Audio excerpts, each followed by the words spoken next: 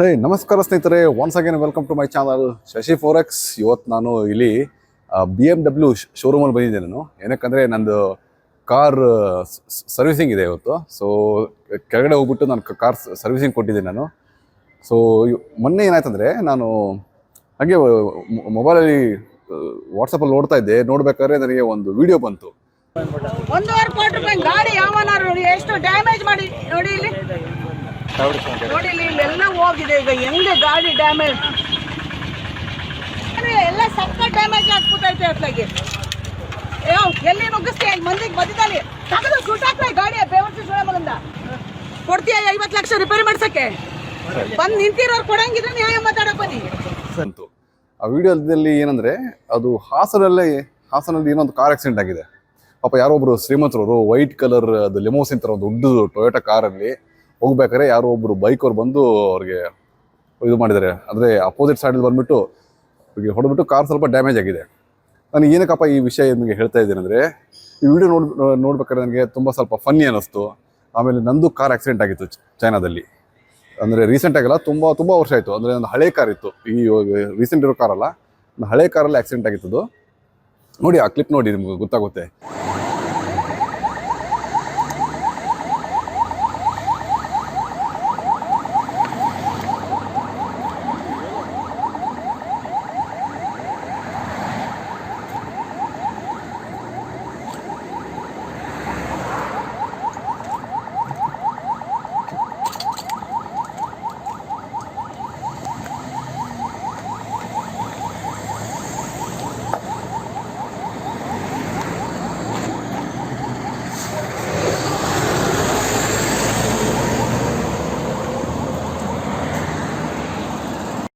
So ಚೈನಾದಲ್ಲಿದ್ದರೆ, ಅಂದರೆ ಇಂಡಿಯಾದಲ್ಲಿ ಅದೇನದು ಕಾರ್ ಆಕ್ಸಿಡೆಂಟ್ ಆಯ್ತಲ್ಲ, ಅದು ನಮ್ಮ ಕರ್ನಾಟಕದಲ್ಲಿ ಅದು ಯಾವುದೋ ಹಾಸನ ಹತ್ರ ಅದಾಗೆ ಅವರು ಪಾಪ ಅವರು ಯಾರೋ ಒಬ್ರು ಶ್ರೀಮಂತರು ಮೇಡಮ್ ಅವ್ರು ಹೇಳ್ತಾ ಇದ್ರು, ಅವ್ನಿಗೆ ಯಾರಿಗೂ ಬೈತಾ ಹೇಳ್ತೀರಿ, ಯಾಕೆ ನೀನು ಡ್ರಿಂಕ್ ಆ್ಯಂಡ್ ಡ್ರೈವ್ ಮಾಡಿಬಿಟ್ಟು ಅಪೋಸಿಟ್ ಸೈಡಲ್ಲಿ ಬಂದುಬಿಟ್ಟು ಹೊಡೆದಿಯಾ ಅಂತ ಹೇಳ್ಬಿಟ್ಟು. ಸೊ ಇದೇ ಕೇಸು ಚೈನಾದಲ್ಲಿ ಆಗಿದ್ರೆ ಫಸ್ಟ್ ಪೊಲೀಸ್ ಬಂದು 2 ಪಾರ್ಟಿನೂ ಚೆಕ್ ಮಾಡ್ತಾರೆ, 2 ಡ್ರೈವರ್ಗಳು ಚೆಕ್ ಮಾಡ್ತಾರೆ ಡ್ರಿಂಕ್ ಆ್ಯಂಡ್ ಡ್ರೈವ್ ಇದೆಯಲ್ಲ ಅಂತ ಹೇಳ್ಬಿಟ್ಟು. ಸೊ ಇದರಲ್ಲಿ ಏನಾಗಿದೆ, ಅವ್ನ ಬೈಕ್ ಅವನು ಡ್ರಿಂಕ್ ಮಾಡಿದ್ದಾನೆ. ಸೊ ಅವ್ನು ಡ್ರಿಂಕ್ ಮಾಡಿದ್ದಕ್ಕೆ ಎಲ್ಲ ಫಾಲ್ಟ್ ಎಲ್ಲ ಅವ್ನ ಮೇಲೆ ಹೋಗ್ಬಿಡುತ್ತೆ, ಪ್ಲಸ್ ಅದೊಂದು. ಆಮೇಲೆ ಸೆಕೆಂಡು ಅಪೋಸಿಟ್ ಪಾರ್ಟಿ, ಇವ್ರು ಮೇಡಮ್ ಅವ್ರು ಏನಾರಲ್ಲ, ಇವ್ರ ಕಾರ್ ಡ್ರೈವರ್ ಯಾರಲ್ಲ ಅವ್ರದ್ದು ಚೆಕ್ ಮಾಡ್ತಾರೆ, ಅವ್ರನ್ನ ಅಂದರೆ ಬ್ರೆತ್ ಟೆಸ್ಟ್ ಮಾಡ್ತಾರೆ ಅವ್ರದ್ದು ಕಾರಲ್ಲಿ, ಅಂದರೆ ಅವರು ಏನೋ ಡ್ರಿಂಕ್ ಮಾಡಿದ್ದಾರೆ ಅಂತ ಹೇಳ್ಬಿಟ್ಟು. ಸೊ ಅದಾಗಲಿಲ್ಲ ಅಂದರೆ, ಸೊ ಮ್ಯಾಕ್ಸಿಮಮ್ ರೆಸ್ಪಾನ್ಸಿಬಿಲಿಟಿ ಅವ್ನ ಬೈಕ್ ಅವನೇ ತೊಗೋಬೇಕು. ಸೊ ಅವನೇ ಎಲ್ಲ ಈ ಕಾಸ್ಟ್ ಎಲ್ಲ ಇದು ಬೇರ್ ಮಾಡಬೇಕು. ಅವ್ರ ಕಾರ್ ಏನೇನಾಗಿದೆಯಲ್ಲ ಡ್ಯಾಮೇಜ್ ಎಲ್ಲ ಅವನೇ ಬೇರ್ ಮಾಡಬೇಕು. So this is the concept ಚಾನದಲ್ಲಿ. ಸೆಕೆಂಡ್ ಏನು ಮಾಡ್ತಾರಂದರೆ, ಆಮೇಲೆ ಮತ್ತೆ ನೆಕ್ಸ್ಟ್ ಎಲ್ಲ ಚೆಕ್ ಮಾಡ್ತಾರೆ. ಸೊ ಈ ವಿಡಿಯೋದಲ್ಲಿ ಆ ಅಮ್ಮ ಹೇಳಿದ್ದಾರೆ, ಹೆಚ್ಚು ಕಡಿಮೆ ಅಷ್ಟು ದೂರದಿಂದ ಕಂಟ್ರೋಲ್ ಮಾಡಿದ್ದೀವಿ ಗಾಡಿನ, ಟೈರ್ ಉಚ್ಕೊಂಡು ಈ ಕಡೆ ನೋಡಿ ಗೊತ್ತಾಗುತ್ತೆ ಏನಂತ, ನಂದು ಕಾರು ಟೈರ್ ಉಚ್ಕೊಂಡು ಬಂದು ಸ್ಟಾಪ್ ಮಾಡೋದಕ್ಕೆ ನೀನು ಉಳ್ಕೊಂಡಿಯಾ, ಇಲ್ಲಾಂದರೆ ನೀನು ಸಾಯ್ತಿದ್ಯಾ ಅಂತ ಹೇಳಿದ್ದಾರೆ. ಈ ಥರ ಮೀನಿಂಗಲ್ಲಿ ಹೇಳಿದ್ದಾರೆ. ಸಾಯಂಗಿದ್ರೆ ನೀ ಸಾಯ್ಬೇಕಾಗಿತ್ತು, ಬಸ್ಸಿಗೆ ಸಿಗಾಕೊಂಡು ನನ್ನ ಕಾರ್ ಡ್ಯಾಮೇಜ್ ಮಾಡಕ್ತೀನಿ ಅವನು. ಸೊ ಇದು ಟೈರ್ ಉಜ್ಕೊಂಡು ಬಂದಿದೆ ಅಂತ ಹೇಳಿದ್ರೆ ನಾನೇನು ಗೆಸ್ ಮಾಡಿದೆ ಅಂದರೆ ಅದು ಸ್ಕಿಡ್ ಆಗಿದೆ ಅಂತ. ಸೊ ಆ ಟೈಮಲ್ಲಿ ಏನು ಮಾಡ್ತಾರೆ ಪೊಲೀಸರು, ಅದು ಕಾರ್ದು ಹೈಟು ವಿಡ್ತು ಮತ್ತು ಅದರೆಲ್ಲ ಕ್ಯಾಲ್ಕುಲೇಟ್ ಮಾಡಿ, ಆಮೇಲೆ ಅದು ಸ್ಕಿಡ್ ಎಷ್ಟಾಗಿದೆಯಲ್ಲ, ಆ ರೋಡಲ್ಲಿ ಏನೋ ಸ್ಕಿಡ್ ಆಗಿರುತ್ತಲ್ಲ ಅದರದ್ದು ವಿಡ್ತು, ಅದು ಸ್ಕಿಡ್ ಮಾರ್ಕ್ ಆಗಿದ್ದು ಎಷ್ಟು ಡಿಸ್ಟೆನ್ಸಿಂದ ಸ್ಕಿಡ್ ಆಗಿದೆ, ಅದ್ರ ಮೇಲೆ ಒಂದು ಕ್ಯಾಲ್ಕುಲೇಷನ್ ಮಾಡಿ ಅದು ಸ್ಪೀಡ್ ಎಸ್ಟಿಮೇಟ್ ಮಾಡ್ತಾರೆ. ಏನಕ್ಕಂದರೆ ಅದು ಒಂದು ಹಳ್ಳಿಯಲ್ಲಾಗಿದೆ, ಹಳ್ಳಿಯಲ್ಲಿ ವಿಲೇಜ್ ರೋಡಲ್ಲಿ ನನ್ನ ಪ್ರಕಾರ maximum as per the rules maximum speed ಬಂದ್ಬಿಟ್ಟು 40 km/h ಇರುತ್ತೆ. ಸೊ ಇವರು ಅಬೌವ್ ಅದ್ರ ಮೇಲೆ ಜಾಸ್ತಿ ಆದರೆ ಇವ್ರಿಗೂ ಫೈನ್ ಬರುತ್ತೆ. ಸೊ ಅದೂ ಆಯಿತು. ಆಮೇಲೆ ಪ್ಲಸ್ಸು ಆ ವಿಡಿಯೋದಲ್ಲಿ ಆ ಅಮ್ಮ ಆ ಬೈಕ್ ರೈಡರ್ ಅವನಿಗೆ ಥರ ಅಬ್ಯೂಸಿವ್ ವರ್ಡ್ಸ್ ಯೂಸ್ ಮಾಡಿದ್ದಾರೆ, ಏನೋ ಒಂಥರ ಕೆಟ್ಟ ಮಾತಲ್ಲಿ ಬೈತಾರೆ.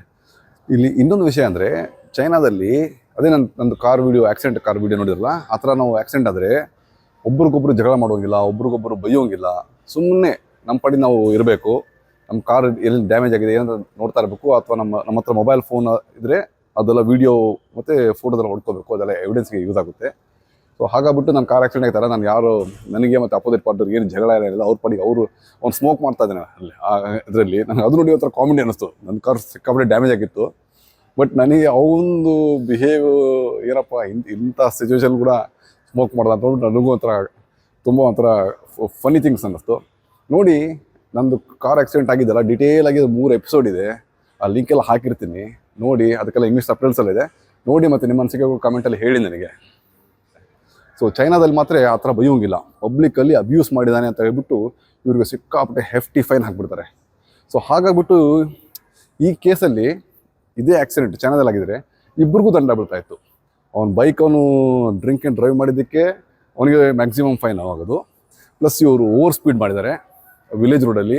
ಓವರ್ ಸ್ಪೀಡ್ ಅಂತಕ್ಕೆ ಇವ್ರಿಗೂ ಜಾಸ್ತಿ ಫೈನ್ ಇರುತ್ತೆ, ಓವರ್ ಸ್ಪೀಡ್ ಇದ್ರೂ ಇಲ್ಲೂ ಮ್ಯಾಕ್ಸಿಮಮ್ ಫೈನು. ಪ್ಲಸ್ ಪಬ್ಲಿಕ್ಕಲ್ಲಿ ಅಬ್ಯೂಸ್ ಮಾಡಿದ್ದಾರೆ ಅಂತ ಹೇಳ್ಬಿಟ್ಟು ಅದು ಒಂದು ಜಾಸ್ತಿ ಫೈನ್ ಹಾಕ್ತಾರೆ. ಫೈನ್ ಅಂದರೆ ಇಲ್ಲಿ ಪೆನಾಲ್ಟಿ ಅಂದರೆ ಸಿಕ್ಕಾಪಟ್ಟೆ ದುಡ್ಡು ಕಟ್ಟಬೇಕು, ಇಲ್ಲಿ ಸಿಕ್ಕಾಪಟ್ಟೆ ದುಡ್ಡು ಕಟ್ಟಬೇಕು. ಸೊ ಆ ಥರ ಇದೆ ಇಲ್ಲಿ ರೂಲ್ಸು. ಆಮೇಲೆ ಇನ್ನೊಂದು ಈ ವಿಡಿಯೋದಲ್ಲಿ ನಂಗೆ ಏನು ಫನ್ನಿ ಅನ್ನಿಸ್ತಂದರೆ, ಆ ಅಮ್ಮ ಅವ್ರ ಟೆನ್ಷನಲ್ಲಿ ಸಿಚುವೇಶನಲ್ಲಿ ಅವ್ರು ಉತ್ತರ ಬೈತಾ ಇದ್ದಾರೆ, ಮಾತಾಡ್ತಾ ಇದ್ದಾರೆ. ಆ ಟೈಮ್ ನಾಯಿ ನೋಡಿ ಬಿಂದಾಸಾಗಿ ಮಧ್ಯದಲ್ಲೇ ನಾಯಿ ಹೋಗ್ತಾ ಇದೆ. ಆ ಮಧ್ಯದಲ್ಲೇ ನಾಯಿ ಹೋಗ್ತಾ ಇದೆ. ಅದು ಅಂದರೆ ಅದು ಕೇರೆ ಮಾಡ್ತಾರೆ ಯಾರಿಗೂ, ಅದು ಪಾಡಿಗೆ ಅದು ಆರಾಮಾಗಿ ಹೋಗ್ತಾ ಇದೆ ನಾಯಿ. ಸೊ ನಂಗೆ ಅದು ನೋಡಿ ತುಂಬ ಮಜಾ ಅನ್ನಿಸ್ತು. ಆಮೇಲೆ ಈ ವಿಡಿಯೋದಲ್ಲಿ ಅವರು ಅಮ್ಮ ಏನು ಹೇಳ್ತಾರೆ ಅಂದರೆ, ಪಾಪ ಅವ್ರು ನೋಡಿದರೆ ಒಳ್ಳೆ ಮದುವೆ ಸೀರೆ ಇಟ್ಕೊಂಡ್ರೆ ಯಾವುದೋ ಒಂದು ಮದುವೆ ಫಂಕ್ಷನ್ ಹೋಗ್ತಾ ಇದ್ದಾರೆ, ತುಂಬ ರಾಯಲ್ ಆಗಿ ಯಾವುದೋ ಒಂದು ಮದುವೆ ಪಾರ್ಟಿಗೆ ಹೋಗೋ ಥರ ಕಾಣ್ತಾ ಇದೆ ನನಗೆ. ಆ ಟೈಮಲ್ಲಿ ಈ ಥರ ಆಕ್ಸಿಡೆಂಟ್ ಆಗಿದೆ, ಅದು ಏನು ಮಾಡೋಕ್ಕಾಗಲ್ಲ, ಅವ್ರ ಲಕ್ಕು. ಆಮೇಲೆ ಅದು ಆಕ್ಸಿಡೆಂಟ್ ಆದ ತಕ್ಷಣ ಅವ್ರು ಏನು ಹೇಳಿದ್ದಾರೆ, 1.5 ಕೋಟಿ ಕಾರು ಅಂತ ಹೇಳಿದ್ದಾರೆ. ಸೊ ಅದು ಅವ್ರಿಗೆ 1.5 ಕೋಟಿ ಇರ್ಬೋದು, ಬಟ್ ಆ ಬೈಕ್ ಅವನಿಗೆ, ಆ ಬೈಕ್ ಕೂಡ ಅಷ್ಟೇ ವ್ಯಾಲ್ಯೂ ಇರ್ಬೋದು. ಅದು ಕೂಡ 1.5 ಕೋಟಿ ಥರ, ಅಂದರೆ ಆನೆ ಇಲ್ಲಿ ಬರ ಇಲ್ಲಿಗೆ ಅಂತಾರಲ್ಲ ಆ ಥರ. ಸೊ ಅವ್ರ ಲೆವೆಲ್ಗೆ ಅದು ಕಾರು 1.5 ಕೋಟಿ, ಅವನ ಲೆವೆಲ್ಗೆ ಆ ಬೈಕ್ ಕೂಡ ಅದೇ ರೇಷಿಯೋ, ಅದು ಒಂದು ಎಕ್ಸ್ಪೆನ್ಸಿವ್ ಆಗುತ್ತೆ. ನೋಡಿ ಎಲ್ಲ BMW ಎಲ್ಲ ಒಳ್ಳೊಳ್ಳೆ ಕಾರ್ಸ್ ಇದೆ ನೋಡಿ ಅದು ಆ ಮೂಲೆ ನೋಡಿ, ಆ ಕಾರ್ ಕೂಡ ಬಂದ್ಬಿಟ್ಟು 1.5 ಕೋಟಿ ಕಾರ್ ಅದು ನೋಡಿ. ಹತ್ತಿರ ಹೋಗೋಣ ಬನ್ನಿ. ಇದು ಅಷ್ಟೇ 1.5 ಕೋಟಿ ಕಾರ್ ಇದು. ಆಮೇಲೆ ಅಷ್ಟೇ ರೀ, ಸುಮ್ಮನೆ ಇದೊಂದು ಚಿಕ್ಕದೊಂದು ವಿಡಿಯೋ ಮಾಡಿದೆ, ಯಾಕಂದರೆ ಅದು ವಿಡಿಯೋ ಫುಲ್ಲು ಒಂಥರ ಕನ್ನಡದಲ್ಲಿತ್ತು, ನೋಡೋಕೆ ಇಂಟ್ರೆಸ್ಟ್ ಬಂತು. ಅದು ಒಂಥರ ವಿಡಿಯೋ ತುಂಬ ಚೆನ್ನಾಗಿದೆ. ಸೊ ಅದೇ ಕಂಪೇರ್ ಮಾಡೋಕ್ಕೆ ನಾನು ಯಾರಿಗೂ ಏನು ಸೈಡ್ ಫಾರಾಗಿ ಮಾತಾಡ್ತಾ ಇಲ್ಲ, just accident situation, rules and regulations ಇಂಡಿಯಾದಲ್ಲಿ ಹೇಗಿದೆ, ಆಮೇಲೆ ಚೈನಾದಲ್ಲ ಅದೇ ಆಕ್ಸಿಡೆಂಟ್ ಆದರೆ ಯಾವ ಥರ ಆಗುತ್ತೆ ಅಂತ ನಾನು ಇದು ಕಂಪೇರ್ ಮಾಡೋಕ್ಕೆ ನಾನು. ಮತ್ತು ಸ್ಕ್ರಾಚ್ ಇದಾಗಲ್ಲ ಬಿಡಪ್ಪ, ಸ್ಕ್ರಾಚ್ ಅದು 50 ಲಕ್ಷ ಕೊಡಬೇಕಾಗುತ್ತೆ, ಹಂಗೇನಿಲ್ಲ, ಸ್ವಲ್ಪ ನೋಡಿಕೊಂಡು ಟಚ್ ಮಾಡೋಣ. ಅದೇ ಮಾಡ್ಬೇಕಂತ ವೀಡಿಯೋ ಹೇಳಿದೆ. ಸೊ ನಿಮ್ಮ ಅನಿಸಿಕೆಗಳು ಏನಿದ್ರೆ ದಯವಿಟ್ಟು ಕಮೆಂಟ್ ಮಾಡಿ ಹೇಳಿ. ಅಲ್ಲಿವರೆಗೆ ಟೇಕ್ ಕೇರ್, ಜೈ ಹಿಂದ್, ಜೈ ಕರ್ನಾಟಕ, ಬಾಯ್.